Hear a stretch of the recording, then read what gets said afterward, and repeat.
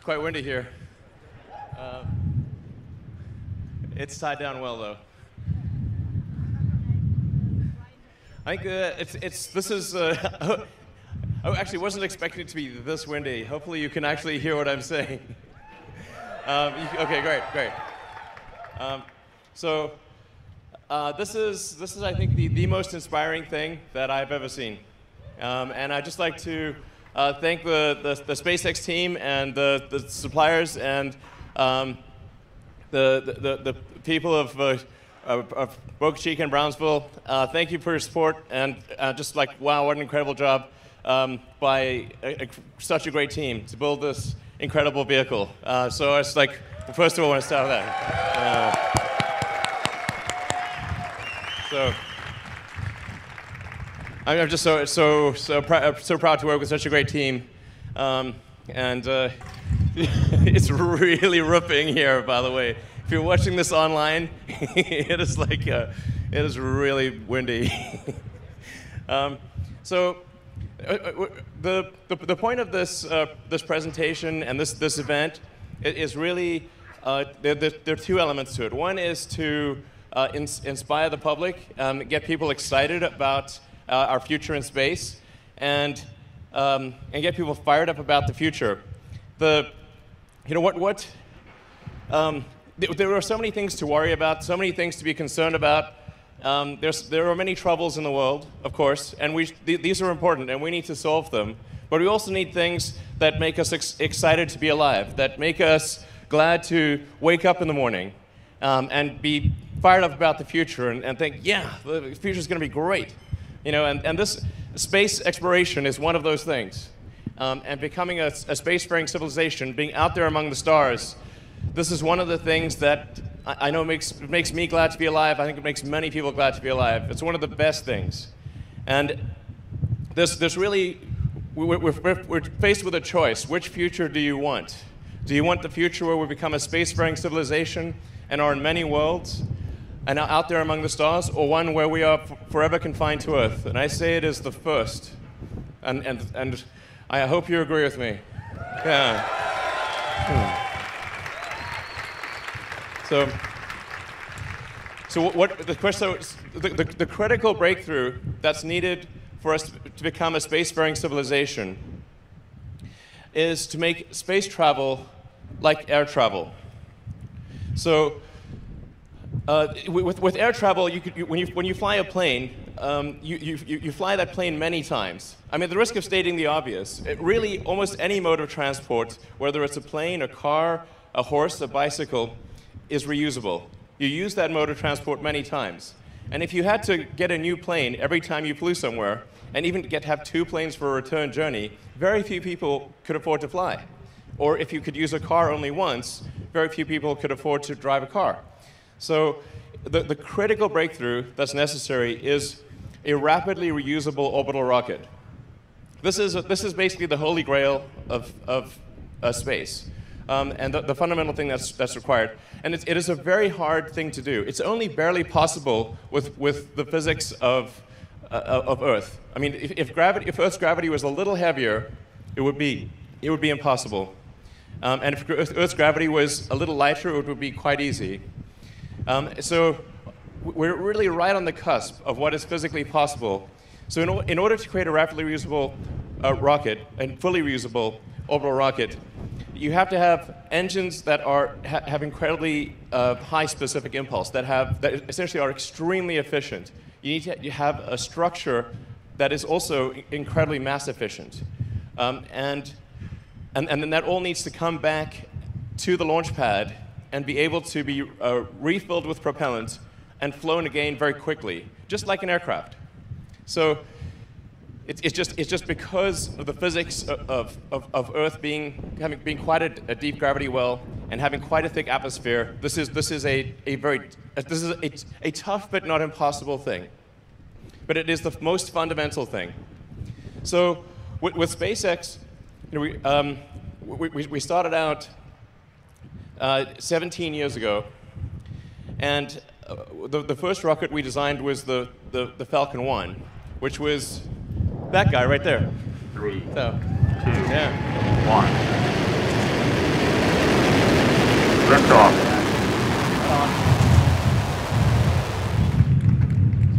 Stage separation.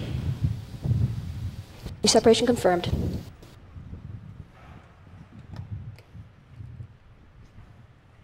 So Falcon 1, we thought, good old Falcon 1. I mean, we started off, we were very naive. In fact, the reason, I should say, the reason it's September 28th was September, this is the 11th anniversary of the first time SpaceX reached orbit. So 11 years ago today, SpaceX made orbit for the first time.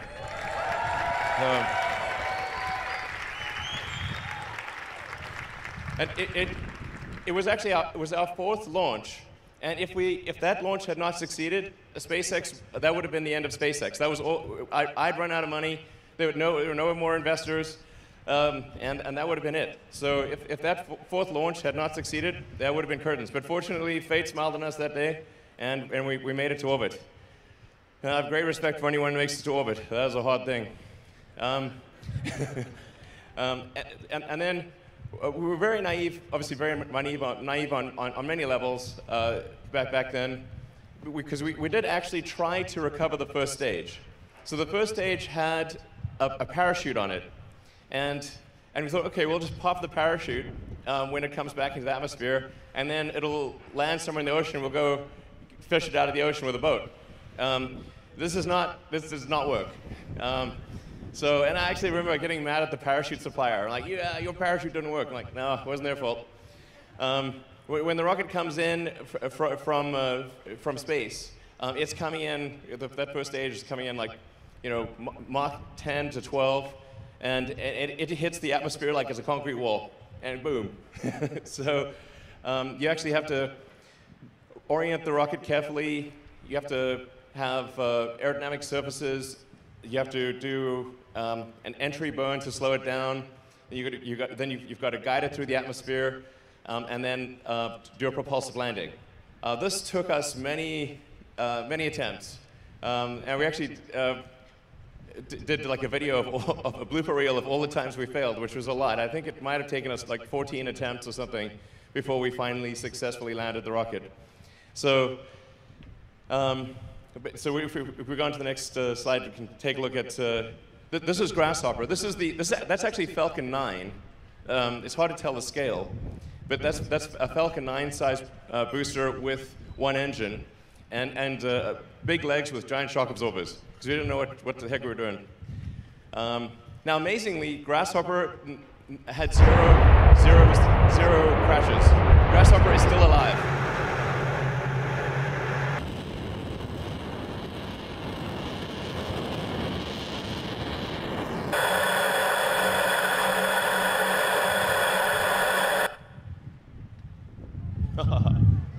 The cows are confused.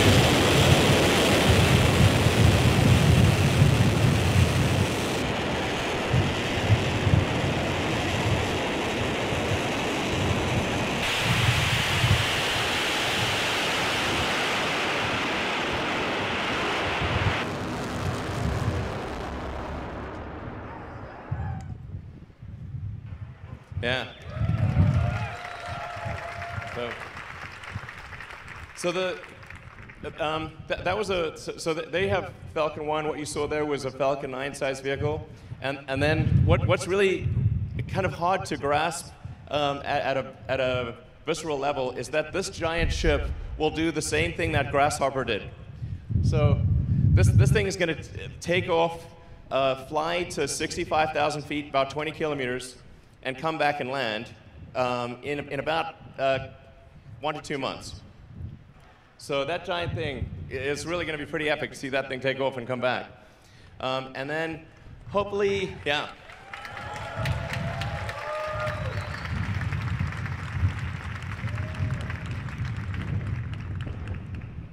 Yeah, it's wild. So now this is a quite radical. I'll talk about it later in the presentation. This is a quite a new approach to controlling a rocket, much more akin to a skydiver than a plane. But I'll talk about that later. So going from from Falcon 1 to Falcon 9 to Falcon Heavy, which we launched. Actually, the first launch of Falcon Heavy was only February of last year. So it's only been about a year and a half since the first Falcon Heavy launch, when we did 2 side-by-side booster landings. And I always like this video that was done by my friend Jonah.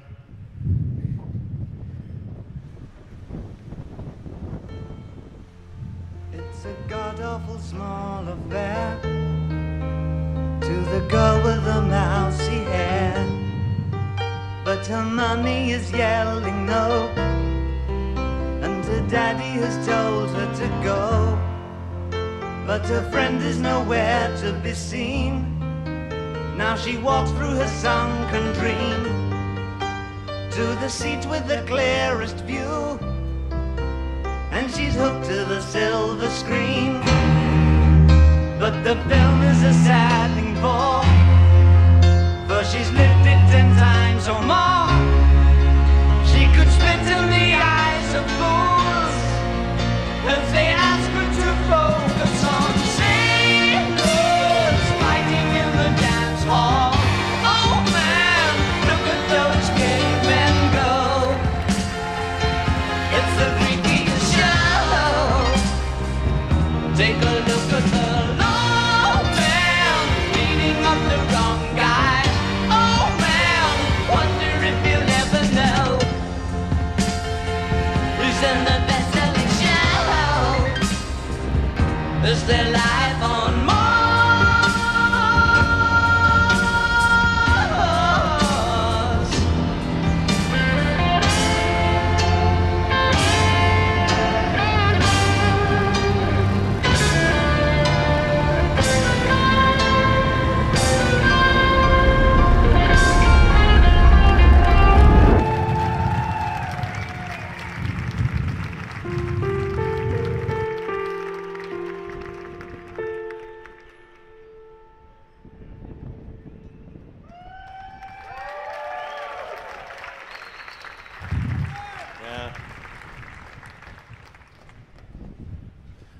Yeah, I never thought that would happen, actually.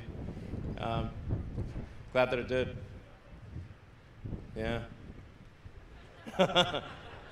Yeah, it's funny, like the you know, some people wonder, like, why do we have the Roadster with the astronaut, you know, Starman? And it was actually just came from a discussion of my friend Jonas. I was at his kitchen, and I was like, you know, normally when they do a rocket launch, they launch a rocket concrete, but that doesn't sound very inspiring. So, what do you think the most sort of fun thing is that we could launch? And he was like, well, why don't you just launch a Tesla? And that's a great idea. And then another friend of mine, she said, why don't you put a tiny Tesla on the dashboard? So we put a tiny Tesla on the dashboard with a tiny Starman in the tiny Tesla. This is just to confuse the aliens in the future. They were like, what the heck is this? So, yeah, you know, just want something to capture the imagination, get people excited about space. So let's see, Starship. So this is, well, you can really see it right there, obviously. There's the picture, more rendering. It's about 50 meters, so, you know, sort of 165 feet or so. Yeah, so the ship, I think, actually, I noticed we have an error in our ship dry mass here. My apologies. I wish it was 85 tons. The ship dry mass would be approximately 120 tons. The initial Mark 1 prototype is closer to 200 tons, and in series production, I think it'll probably be about 120 tons. If we get really lucky, it might get down to 110. 99 would be super epic. But in terms of its usefulness, it'll be able to do about 150 tons with full reusability to orbit and back. So this is a very big number for full reusability. The very initial versions we're confident will do over 100 tons, but I think there's a clear path to 150 tons. And the cost of a fully reusable system is basically the cost of the propellant, which is mostly oxygen.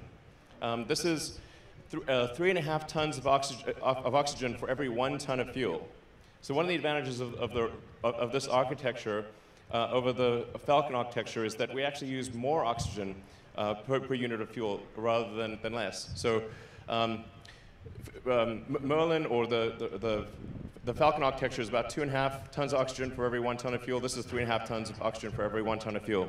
So when this ascends, it's really mostly liquid oxygen.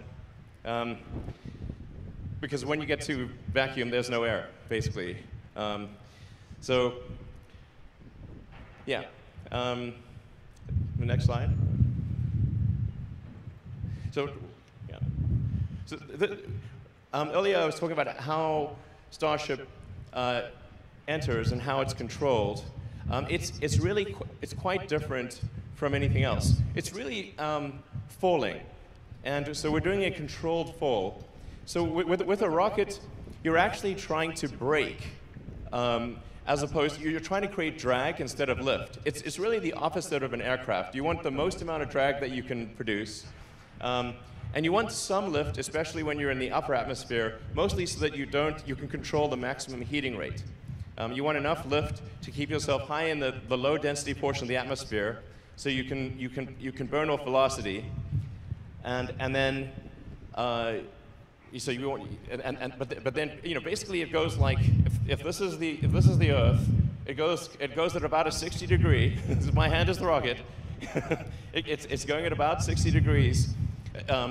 So when in orbit, you're actually going at around 25 times the speed of sound, horizontal to the ground.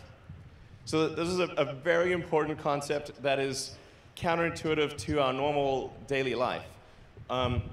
Being in orbit, being in 0G, is not about altitude. It's about velocity. How fast are you going horizontally?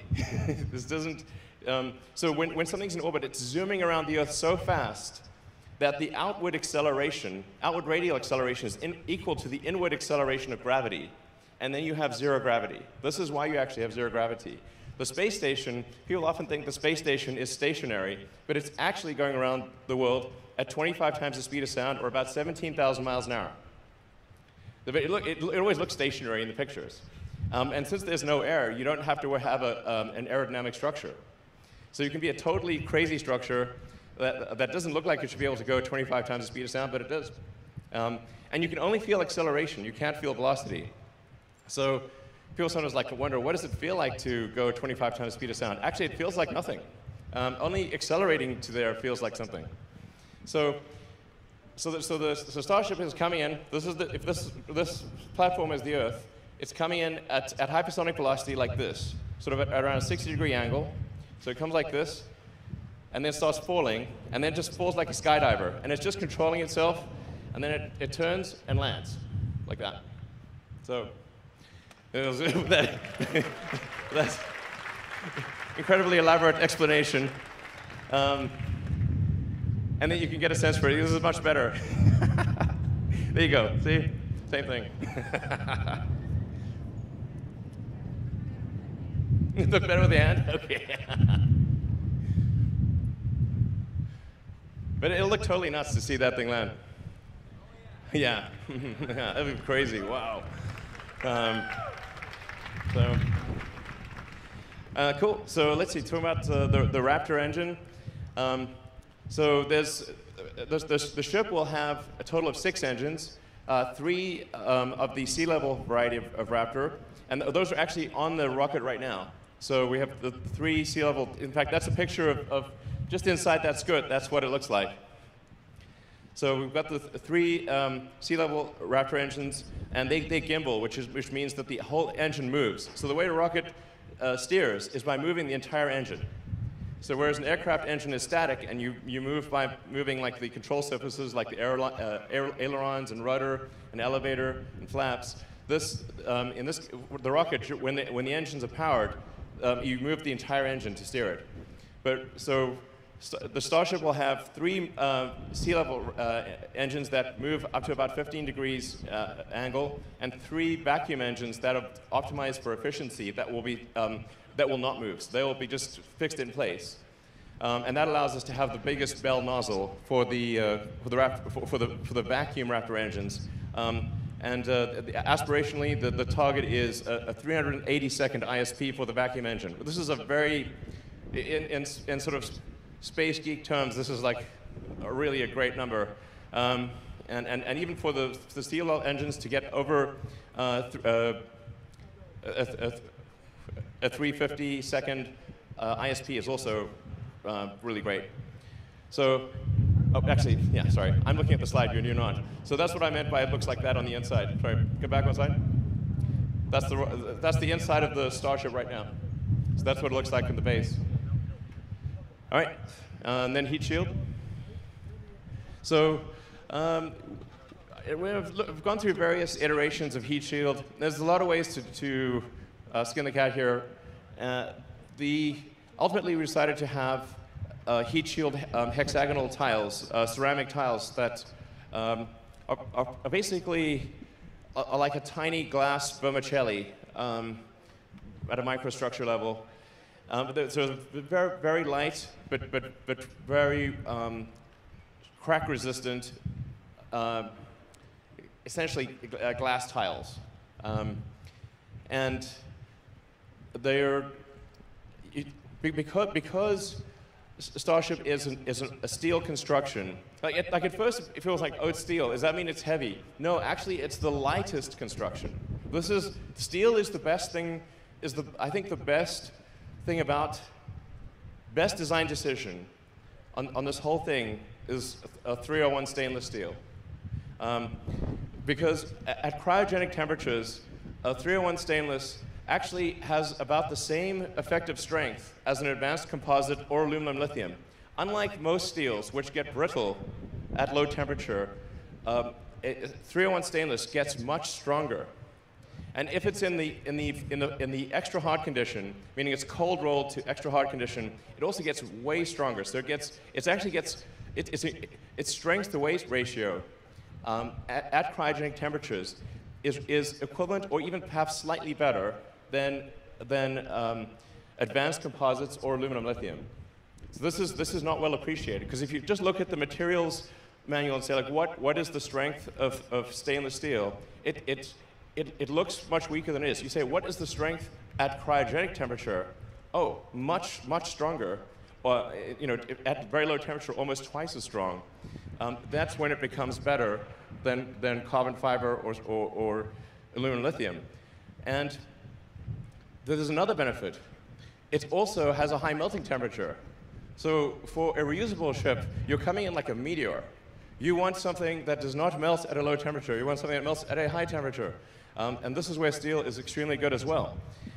So it's, steel has a melting temperature around sort of 1,500 degrees centigrade, whereas aluminum, maybe 300 or 400 degrees. And same thing for carbon fiber, and that's really pushing it. So this is having that much higher melting temperature means that you don't need any shielding on the leeward side of the ship when it comes in for entry. And the shielding you need on the windward side, the hot side, is massively reduced, because the thickness of the tile is actually, for a reusable system, is dependent on what back shell temperature, like how hot does the back of the tile that interfaces with the airframe get. And because the steel can take a much higher temperature, your heat shield, even on the windward side, is much lighter. The net effect is that a 301 stainless steel rocket is actually the lightest possible reusable architecture. Then it comes to cost. The carbon fiber we were using was $130 a ton. The steel is $2,500 a ton. Sorry. Yeah, 25. Sorry, the $130,000 a ton versus $2,500 a ton. That makes much more sense. So it's $130,000 a ton for the carbon fiber, and $2,500 a ton for the steel. So the steel is about 2% of the cost of the carbon fiber. So it's a good thing we changed from carbon fiber to steel, by far. It was, and it's very easy to weld stainless steel. The evidence being that we welded it outdoors without a factory.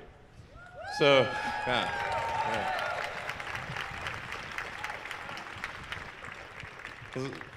Great skills by the team, but with carbon fiber, this is impossible. With aluminum lithium, also impossible. But steel is is easy to weld, and it is resilient to the elements. And also, actually, as talking to Austin earlier, he was saying, like on Mars, you can like cut that up, you can weld it, you can modify it, no problem. Yeah, that's a good point. You're out there on the moon or Mars. You want something that you can modify, that you can cut up and use for other things. That's like for sure a great thing. So anyway, steel. Obviously, I'm in love with steel. It's time. Had to say it. So great. So let's see. Going on to the booster.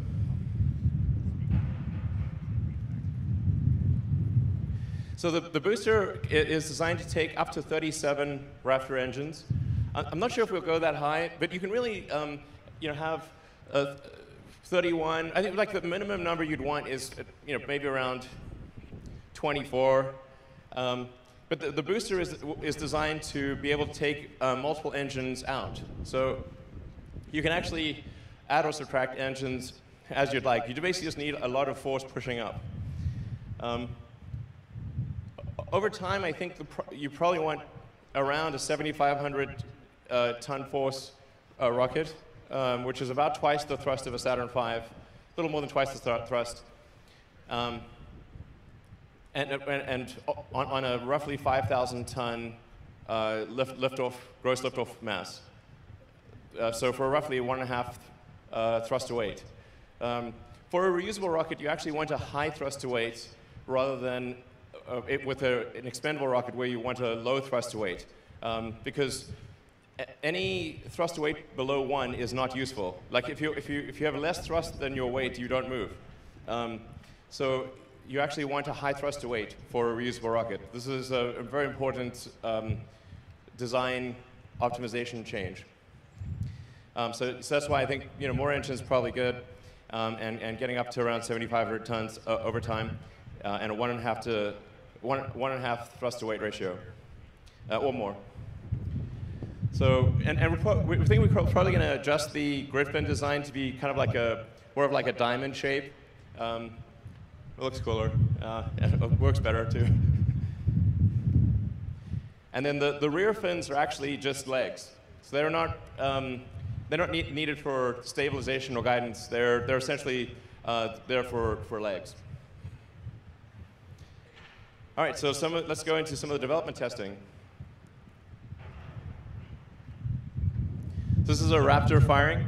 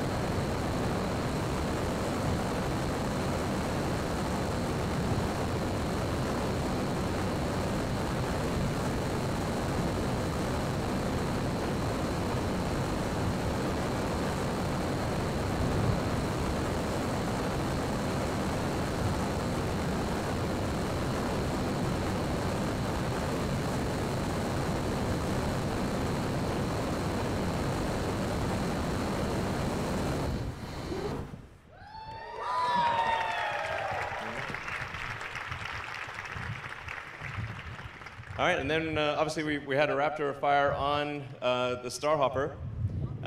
Yeah. And it's kind of hard to see to appreciate scale, but it's the same diameter as Starship, and obviously it's just right over there. So it's kind of hard to tell if it's the size of a trash can or how big it is. But the body diameter is about 9 meters or 30 feet, not including the leg span.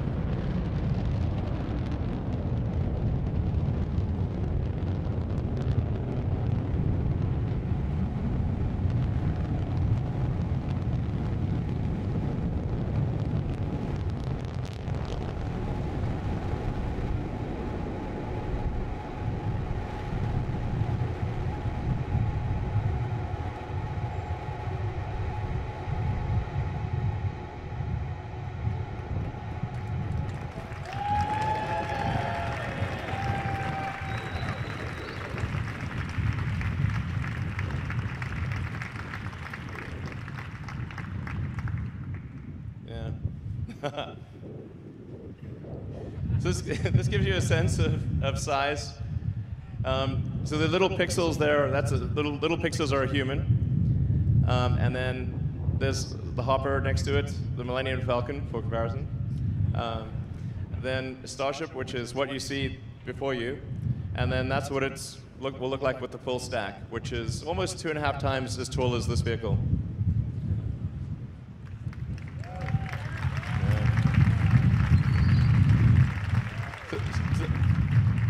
This simulation will give you a sense of the scale of things.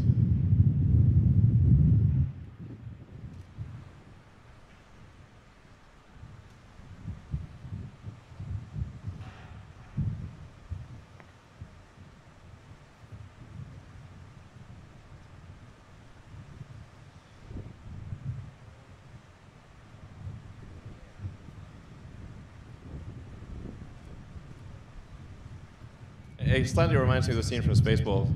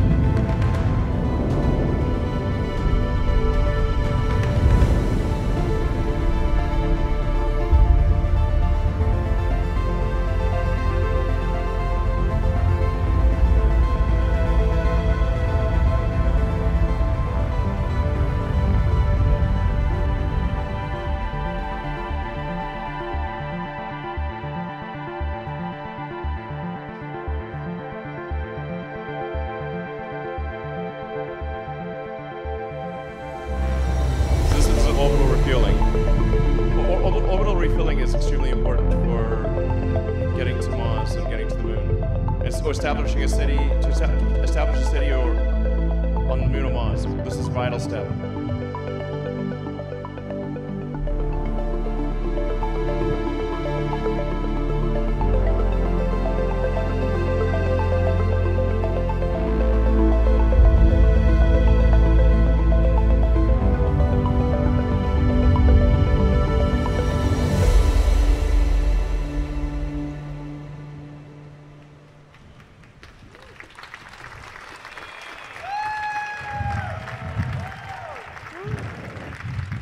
All right, to Mars, exactly.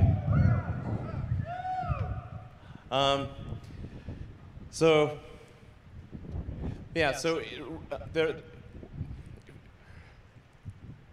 a rapidly reusable orbital launcher or rocket is, it says a rapidly reusable rocket is required for alliteration. For getting a breakthrough in cost of access to space, that you don't throw the rockets away every flight. But another key step is refilling on orbit, so that the Starship can get to orbit with, let's say, 150 tons of payload for the Moon or Mars or beyond, and then it can get tankered to fill up its propellant tanks, and so that it can depart from low Earth orbit with 1,200 tons of propellant. This is a very big thing, so that your delta velocity is enough to transport literally 150 tons to the surface of the Moon or Mars. With full reusability and orbital refilling, which is essentially, the orbital refilling is actually a simplified version of what SpaceX does in docking with the space station. So it's actually harder to dock with the space station than it is to do orbital refilling. But in practicing in docking with the space station, SpaceX has also learned how to rendezvous and dock in orbit in a complex environment. So this is one of the other critical pieces of the puzzle needed to establish a base on the moon and Mars, a city ultimately. And yeah, so those are the critical ingredients. So we think it would be very exciting to have a base on the moon, even if it's just a science base. That, you know, we have, for example, we have a base at Antarctica. Many countries have bases in Antarctica for science research, and this would be an incredible area of research. So whether or not people want to live on the moon, there's definitely a lot of science to be done. I think it's close as well. So that would be quite exciting to do. And then, of course, we can go to other places in the solar system, like Saturn. But the critical thing that we need to focus on, I think, is the fastest path to a self-sustaining city on Mars. This is the fundamental thing.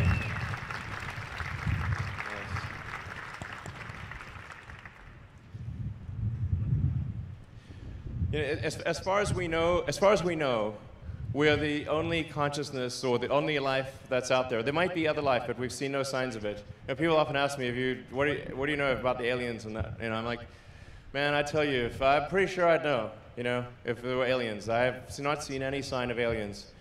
So they're like, well, is the military hiding aliens in Area 51 or something? You know, that's a popular meme. Well, let me tell you, the fastest way to increase defense funding would be to bring out, like, hey, we found an alien.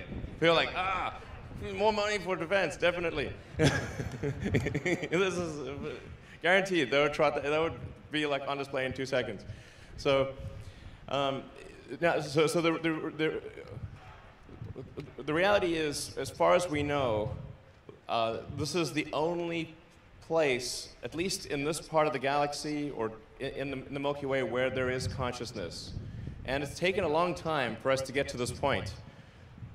You know, according to the geological records, Earth's been around for about 4.5 billion years, although it was mostly molten magma for about 500 million years. So, but still, several billion years with at least bacterial life and multicellular life for several 100 million years. But here's the interesting part, like the sun is gradually getting hotter and bigger. And over time, even in the absence of global warming, man-made stuff, the sun will expand and it will overheat the Earth. My guess is probably, this is on human timescales, this is a long time, but there's only, you know, several 100 million years left. That's all we got, okay, several 100 million years. But thought of from an evolutionary standpoint, basically, if it took an extra 10% longer for conscious life to evolve on Earth, it wouldn't evolve at all, because it would have been incinerated by the sun. So what I'm saying is that it appears that consciousness is a very rare and precious thing, and we should take whatever steps we can to preserve the light of consciousness. And the window has been open. Only now, after 4.5 billion years, is that window open. That's a long time to wait, and it might not stay open for long. I'm pretty optimistic by nature, but there's some chance that window will not be open for long. And I think we should become a multi-planet civilization while that window is open. And if we do, I think the probable outcome for Earth is even better, because then, you know, Mars could help Earth one day. You know, and so I think we should really do our very best to become a multi-planet species and to extend consciousness beyond Earth, and we should do it now. Thank you. Thank you.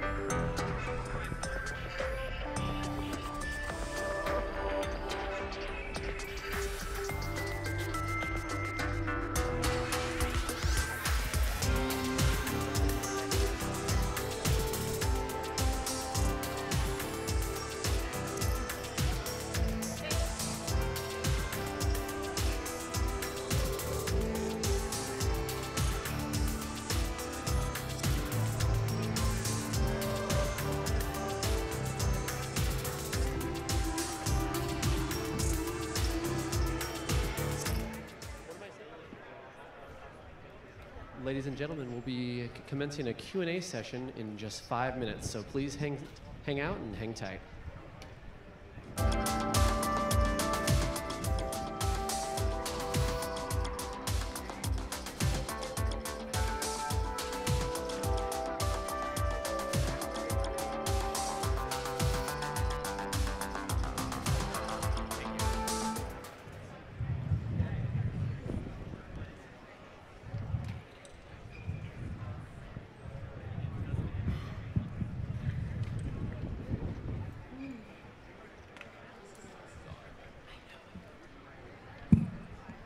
Once again, ladies and gentlemen, please sit tight. We're going to be doing a Q&A session with Elon in just 5 minutes. Please stick around.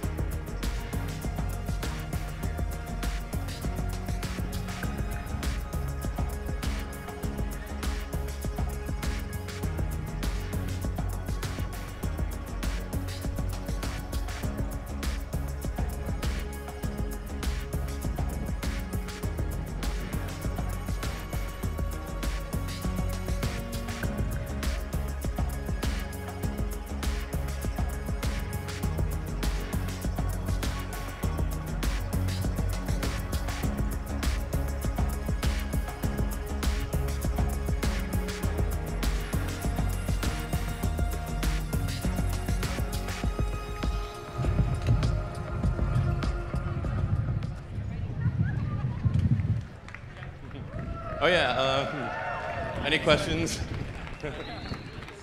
So, yeah. Hi, Elon. Irene Klotz with Aviation Week. Can you hear me? Yep. Thank you for the overview. Can you tell us a little bit more details about the flight test program for this and the Mark II? Actually, can we just turn the music off? I can't quite hear because there's music playing. Oh, excellent. No, sorry. Could you probably just say that again? Yes, thank you. Can you talk a little bit more details about the flight test program for both this Mark I and the Mark II vehicle in Florida, and what the progression is to get to orbital flight and then a test flight or a commercial mission with the full vehicle? Sure. Thanks. So, yep, with any development into uncharted territory, it is difficult to predict these things with precision. But I do think things are going to move very fast.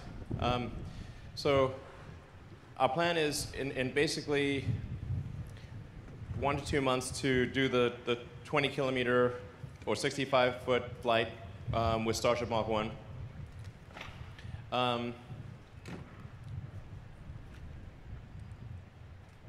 Our next flight after that might actually just be all the way to orbit with a booster and the ship.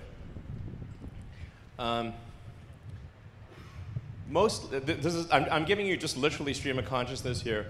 Most likely we would not fly to orbit with Mark I, but we would fly to orbit with Mark III, which will be built after Mark I right here. In fact, we'll start building it in about a month.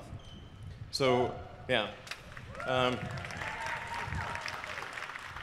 And actually, so sorry to say this mid-question, but I did want to make sure to thank Yusaku Miyazawa for his great support.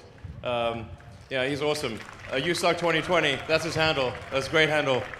Anyway, he's a super cool dude, and he's like, you know, putting a lot of serious resources to helping out Starship. So I want to thank him very much for that. Anyway, so yeah, just to frame things, we are going to be building ships and boosters at both Boca and the Cape as fast as we can. And each successive, yeah, absolutely. I mean, it's going to be really nutty to see a bunch of these things. I mean, not just one, but a whole stack of them. And we're improving both the design and the manufacturing method exponentially. So, for example, with the current way that we build or the way that Mark I and Mark II cylindrical sections were built was in with basically plates. So a series of plates to create each cylinder section.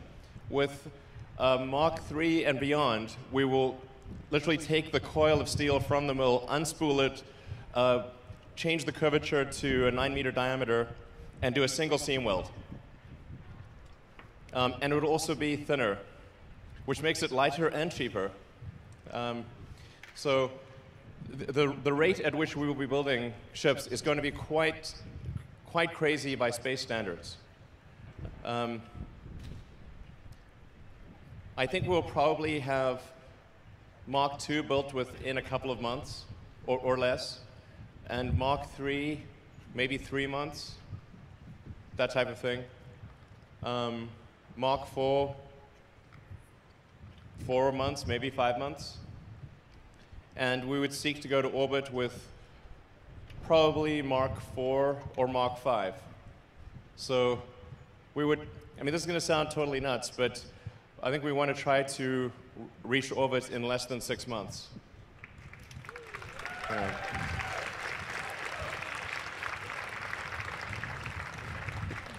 mean, provided the rate of design improvement and manufacturing improvement continues to be exponential, I think that is, you know, accurate to within a few months.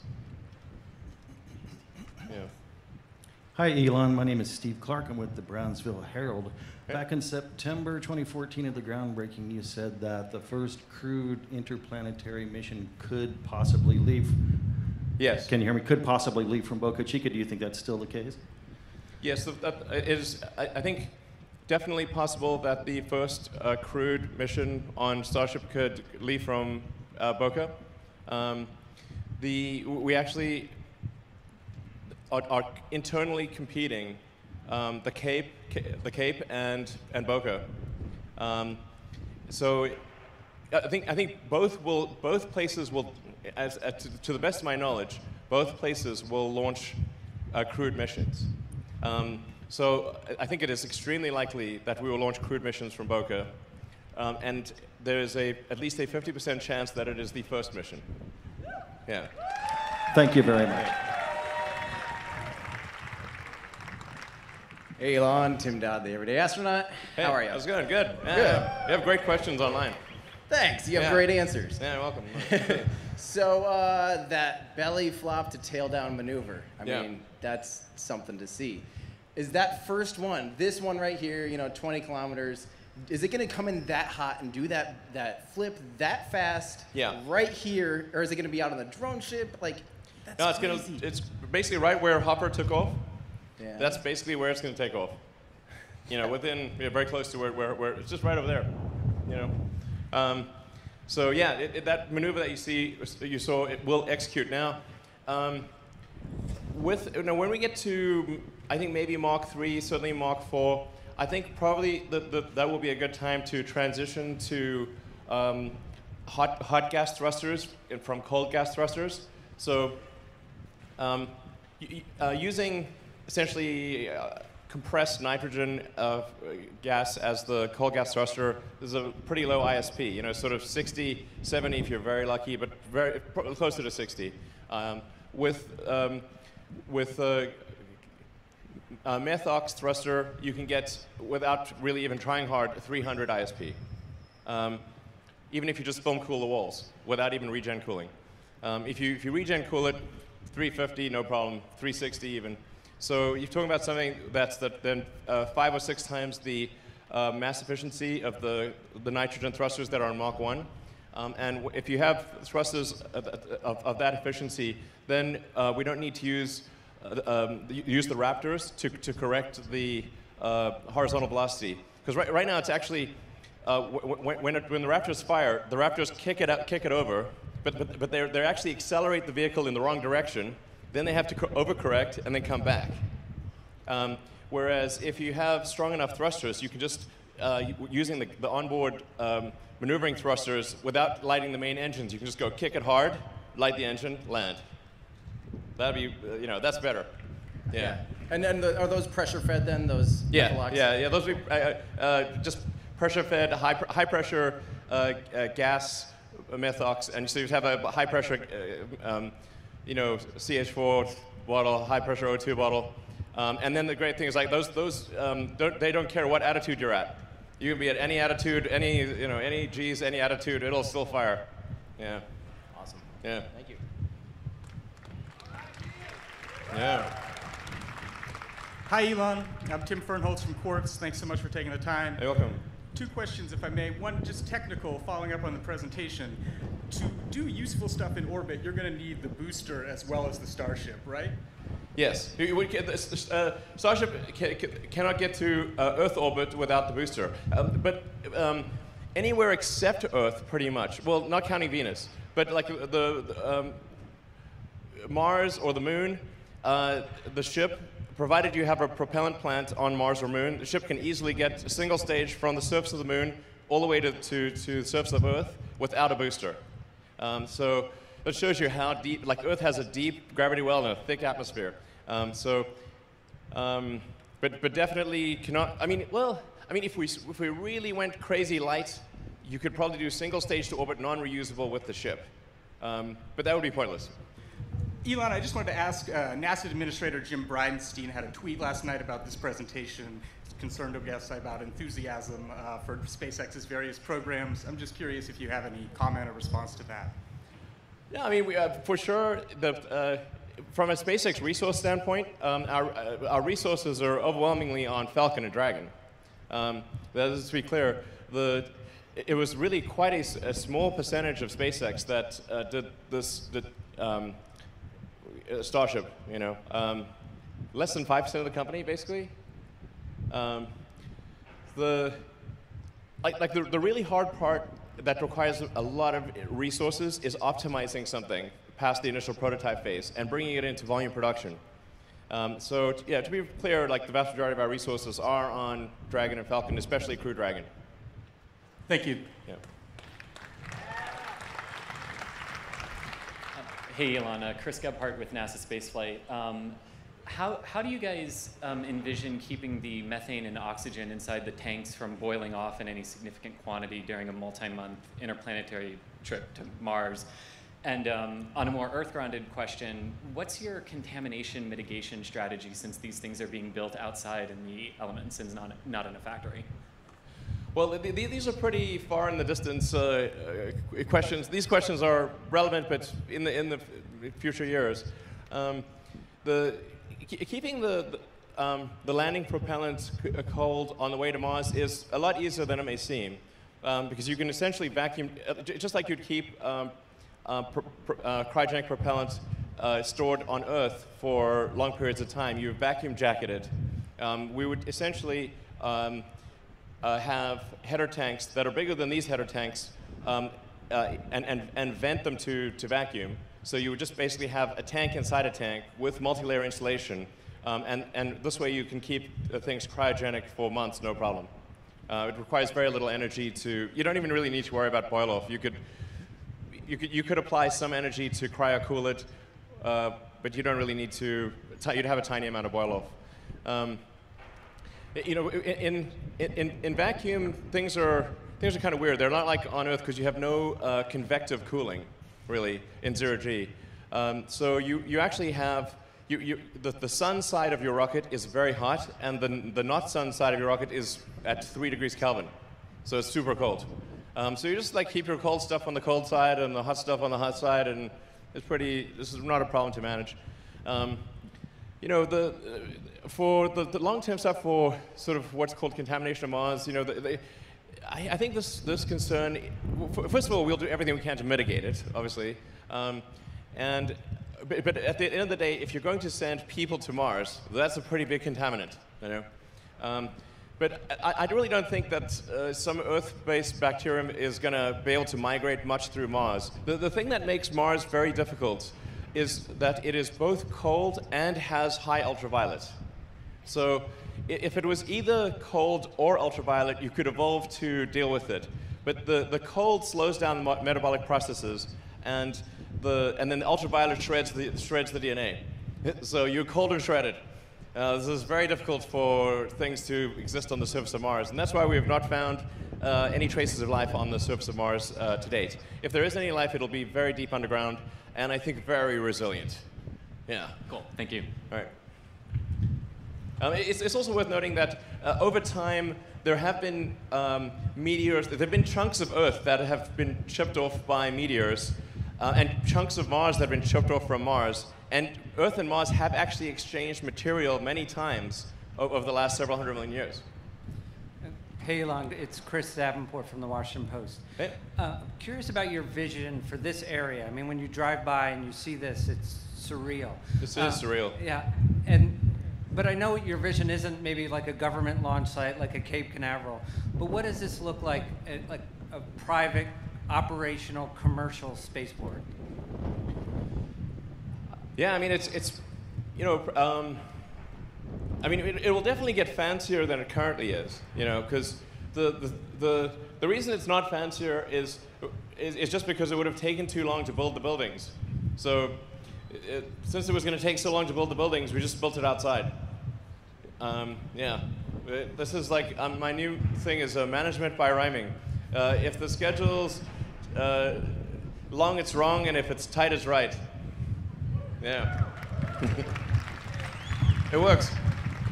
SR-71, you know, fastest plane in history ever. You know, it's also the coolest plane ever.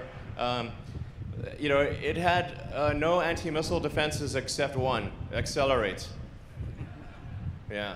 Zero. They tried to shoot it down many times. 0 successes. give us a quick sense of what you think this area will look like in, say, 10 years when you are flying crews? Oh, I think it'll be like a lot more buildings and a lot more stuff. Like way more stuff than is currently here. As you can tell, the wind is really quite vigorous. Like one of the things that I think will be quite important to have locally is propellant production. So trucking massive, thousands of tons of liquid oxygen to the site doesn't make a ton of sense. We should really produce the liquid oxygen here. And by the way, we have gaseous oxygen in the atmosphere, so we basically just need electricity. I forgot to mention, one of the things over time is, like for the propellant production on Mars will be completely renewable because we will use solar panels, pull the CO2 out of the atmosphere. Mars has a primarily CO2 atmosphere. Get the H2O, the water, from the ice. Mars has a massive amount of ice. You combine H2O and CO2, and you get CH4 and O2. There's a very long understood process of run-it-over ruthenium catalyst. This is a Sabatier process to create CH4 and O2 out of CO2 and H2O. And that same system that we developed for Mars will long-term be used on Earth. So long-term, this is like, long-term we will produce the propellant for the rockets using solar power. And pull the CO2 from Earth's atmosphere, use water, combine that to create CH4 and O2 on Earth. And so the long-term outcome will be quite sustainable and renewable for Earth and Mars. Jeff Faust of Space News. You spent a lot of time this summer working with the FAA getting approval to do a single Starhopper flight to 150 meters. Now you're talking about flying a much bigger vehicle to much higher altitudes and ultimately flying to orbit. Where are you in the FAA in terms of getting approval for that? And will those flight opportunities be able to coexist with, say, the local residents around here? Yeah, I mean, I'd say the FAA administrator for space has been excellent to work with. Very forward-leaning. Really, I would just like to say thanks to the FAA for their support, actually. I mean, really, there's,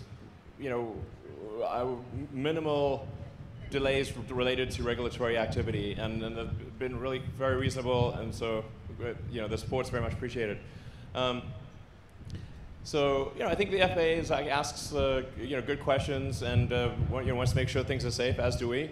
And so we're going to make sure that the risk to the public is extremely, vanishingly small, almost nothing, basically. So, it's the same sort of thing that we've had to we deal with on Falcon 9 and Dragon, and has gone very well, for the 17 years that SpaceX has been around. So I feel pretty optimistic about things. I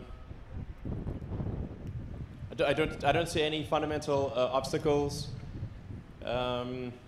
We are working with the residents of Boca Chica Village because we think over time it's going to be quite disruptive to living in Boca Chica Village because it'll end up needing to get cleared for safety a lot of times. So I'd say probably not very. There would be just not very comforting to the Boca Chica Village. I think the actual danger to Boca Chica Village is low, but it's not tiny. So therefore, we want super tiny risk. So, probably over time, better to buy out the villages, and we've made an offer to that effect. Yeah. Thank you, Elon. It's Tarek Malik from Space.com. And I was curious, with the design update here, if 100-person crew size for base flights is still kind of the target now, and how the life support... Sorry, could you talk a bit louder? The wind is like howling in my ear, unfortunately. Sure. Yes, with the design update here, I'm curious if the 100-person crew size target is still the main target for base crew flights, and how the life support system for that is being developed for both the initial test flights and then maybe for Mr. Miyazawa's flight too in upcoming years. Thank you. Yeah, I think It's really, I think you could still do 100 people. Like the pressurized volume on Starship is around 1,000 cubic meters. So if you had 100 people, you'd have 10 cubic meters per person, which is, especially in like a 0G situation, that's actually quite a lot of room. Unlike a 1G situation, you only get to use one surface, really, live on one surface in a 1G situation, but in a 0G situation, you can live on 6 surfaces. You can like all 6 sides of a cube. So things are way roomier than they may seem. And by the way, 1,000 cubic meters, I think, is close to what the space station pressurized volume is. So Starship is like basically like launching space station pressurized volume on every flight. This is quite a lot. We can make it bigger if as needed. Yeah. Hi, Elon. Stephen Clark from Spaceflight Now. Thanks for taking our questions. We see the Starship prototype here, Mark 1. You talked a little bit about how you're going to build the super heavy vehicle. Can you update us a little bit more detail about how that development is going, where exactly it'll be built, and when we might see it on a test stand or on a pad? Sure. Yeah. Good question. So the priority is to build at least 2 Starships at each site, at Boca and the Cape, and then start building the booster. So we'll complete Mach 1 through 4 before doing Mach 1 of the booster, and then we'll do Mach 1 and Mach 2 of the boosters at the Cape and Boca. The main constraint on launching the booster is engines, because obviously the booster has a lot of engines. So spooling up the Raptor production rate is extremely important to, vital, obviously, essential to completing the booster. Doing the tanks and the legs and, say, the grid fins, that is not a constraint. Like that we can get done fast. But we need, I think we'd want to have at least probably 24 engines, but I think really at least 31 engines to launch. So you add that up, you've got a lot of engines there. We need for 4 Starships, we need these just have 3. Mach 1 and 2 just have three Raptor engines. Mach 3 and 4 will have 6. So you add them. This looks like a lot of engines, basically, including development engines. From now through orbit, we probably need 100 Raptor engines. And our production rates right now is maybe one every sort of 8 to 10 days. But it should be one every couple of days in a few months. And then our target is to get to a Raptor engine every day by Q1 next year, or sooner. And if I may, when will we see people flying on this vehicle into space? Well, I think we could potentially see people fly next year. If we get to orbit in about 6 months, then we have it's designed to be a reusable rocket, so a reusable booster, reusable ship, so we can do many flights to prove out the reliability very quickly. So whereas with an expendable vehicle, you have to build, if you want to do 10 flights, let's say, to prove out the viability of an expendable vehicle, you need to build and destroy 10 vehicles. Whereas we can do 10 flights within basically 10 days. So when I say rapid reusability, I mean, you could fly it, you could fly the booster 20 times a day, you fly the ship 3 or 4 times a day. That's what I mean by reusability. And the only reason the ship, it takes more time than that, it's more time than the booster, is that you need a couple of, you need 3 or 4 orbits to synchronize for the ship so that it is I don't want to get into those complicated thing of orbital dynamics and the rotation of the Earth relative to satellite. But as anyone who's like knows space, you know, the track of a satellite, unless it's an equatorial satellite, is a sinusoidal track on the Earth. Unless it's equatorial or sun synchronous. So. You know, launching sort of due east, you have to kind of wait for the orbits to the ground path to sync up with the launch site, and that's the only reason it really takes like, you know, maybe 6 hours or something like that to sync up and land back at Boca or the Cape. You know, one of the really interesting things to contemplate is the total mass to orbit capability of a large reusable system where you have a significant fleet in operation. You know, if you've got something like Starship where you've got, you know, maybe 150 tons capable to orbit, and the ship can fly, is capable of, say, theoretically flying 4 times a day, but you know, they call it like 75% uptime, so theoretical 3 times a day, 365 days a year. So that's like about 1,000 flights a year for the ship. The booster can do a lot more than that. This is obviously max theoretical.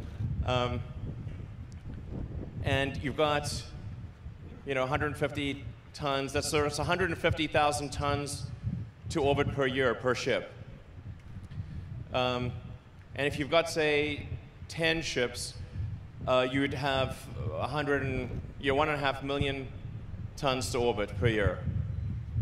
20 ships, you got 3 million tons orbit a year. I think the total rest of world capacity, if you take all rockets on Earth, including Falcon, the total capacity to orbit, I think, is around 200 to 300 tons currently.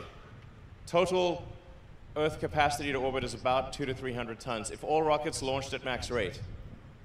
So we're talking about something that is, with a fleet of Starships, 1,000 times more than all Earth capacity combined. All other rockets combined would be 0.1%, including ours. But you kind of need that if you're going to build a city on Mars. So it's got to be done. It's got to be done.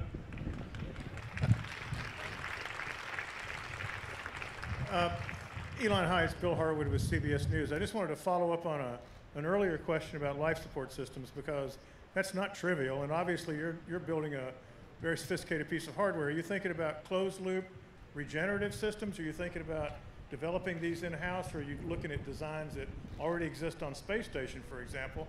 And what are you shooting for initially? I know you're not going to be launching 100 people on your first flight, but what sort of a crew complement can we expect on those initial test flights, and how sophisticated does that life support system need to be? Thanks. Yeah, I think for sure you'd want to have a regenerative life support system. So that just means you're recycling everything. You know, that's for sure important if you're on a several months journey to Mars and then you know on the surface for 18 months. Regenerative is a kind of a necessity. So I don't think it's actually super hard to do that. Relative to the spacecraft itself, the life support system is pretty straightforward. Yeah, you just got to yeah, it's pretty straightforward. You got to take out the water vapor and the CO2, convert that back to O2. It's not super hard.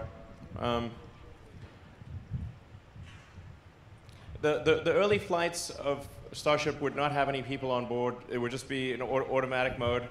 It would only be later flights that would have people on board. So I think like even the first flights to Mars, we would send at least a couple of ships, have them just land automatically before sending people. Yeah. Take about 2 more questions. Hi, Elon. Eric Berger with Ars Technica. I would just argue the X-15 was the coolest plane of all time. And my question, I guess, is, you know, we're not really used to seeing hardware built in less than a year. Can you talk about the timeline for this vehicle? Like, when you started fabricating it and how you went so quickly on it. Thank you. Actually, I'm not sure. I think like up until October last year, we were pursuing a completely different design. So it was really, I switched the design to steel, I think, approximately maybe October last year. And then it's like, okay, so what's the fastest we can build a steel, ship in Texas? And then I think we built it in about 4 months or something, maybe 5 months. And then the ship, I think I'm not sure exactly when we started building it, but maybe about 4 months ago that we started building the ship, maybe 5. So it's been 4 or 5 months since we started building the ship from nothing, I think. Yeah, something like that. And how did you go so fast? Well, I have this mantra called, if the schedule's long, it's wrong. If it's tight, it's right. Yeah. And just basically just go recursive improvement on schedule. And say with feedback loop, did this make it go faster? Okay, if it didn't, we're going to need to fix it. If the design takes a long time to build, it's the wrong design. This is the fundamental thing. Over and over, it's like the tendency is to complicate things. And I have another thing, which is like the best part is no part. The best process is no process. It weighs nothing, costs nothing, can't go wrong. So as obvious as that sounds, the best part is no part. Like the thing I'm most impressed with when I have the design meetings at SpaceX is, what did you undesign? Undesigning is the best thing. Just delete it. That's the best thing. Yeah. Hey, Elon. Robin here from supercluster.com. My question is about potential fund synergy between SpaceX and your other projects. 1, is there a concept for a Tesla Mars rover? 2, are you going to be launching? Yeah, is there a concept already? Well, actually, the Teslas will work on Mars. If you can you can just drive them pretty much, because electric cars don't need oxygen; they don't need air. So you can just drive them around, no problem. Are you going to bring a boring machine to the moon or Mars? I think that would be a good idea. Me too. Yeah, because you could just make as much room as you want underground, and you protect it from radiation and everything, and you can probably use the materials for building. And you need to mine ice and dirt anyway, so why not? Totally. Thanks, Elon. And I don't believe you about the aliens. I hope I'm wrong. I mean, I hope they're well, if they are here, I hope they're nice. They haven't killed us yet, so they must be not that bad. All right, any other questions? Just one. Okay. Hi, Elon. I'm Martin Avignon from the SpaceX subreddit. We've crowdsourced a few questions. It sounds like I only have time for one, but oh well. I was wondering, could you elaborate on the number of engines that will be used for the boost back and entry burns on Starship, and what the dry landing weight of the Super Heavy will be? Oh yeah, so Starship wouldn't really. There's the 20-kilometer thing, which is mostly. It's going to have 3 engines, but you only really need either 2 of them to work at any given point in time. But the ship, when it's in orbital operation, will only need a tiny bit of impulse to deorbit. You need a very tiny, less than 5% of the mass of the vehicle is needed to deorbit.